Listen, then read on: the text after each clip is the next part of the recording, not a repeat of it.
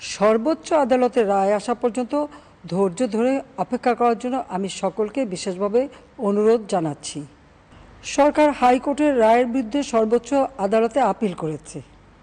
Appeal আদালতে শুনানির দিন ধার্য করা হয়েছে। আদালত শিক্ষার্থীদের কোনো বক্তব্য থাকলে তা শোনার সুযোগ সৃষ্টি করে দিয়েছে। এই আইনি প্রক্রিয়ার মাধ্যমে সমস্যা সমাধানের সুযোগ রয়েছে। এই আইন প্রক্রিয়া সমাধানের সুযোগ থাকা সত্ত্বেও রাস্তায় আন্দোলনে নেমে দুষ্কৃতিকারীদের সংঘাতের সুযোগ করে দেবেন না। সর্বোচ্চ আদালতের রায় আসা পর্যন্ত ধৈর্য ধরে অপেক্ষা করার জন্য আমি সকলকে বিশেষভাবে অনুরোধ জানাচ্ছি। আমার বিশ্বাস আমাদের ছাত্র সমাজ উচ্চ আদালত থেকে ন্যায় বিচারই পাবে, তাদের হতাশ হতে হবে না ইনশাল্লাহ।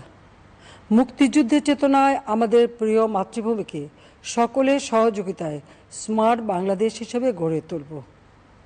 আমি আবারও এই অনাকাঙ্ক্ষিত ঘটনায় যারা নিহত হয়েছেন তাদের জন্য গভীর দুঃখ প্রকাশ করছি এবং পরিবারের সদস্যদের প্রতি আমার সমবেদনা জানাচ্ছি।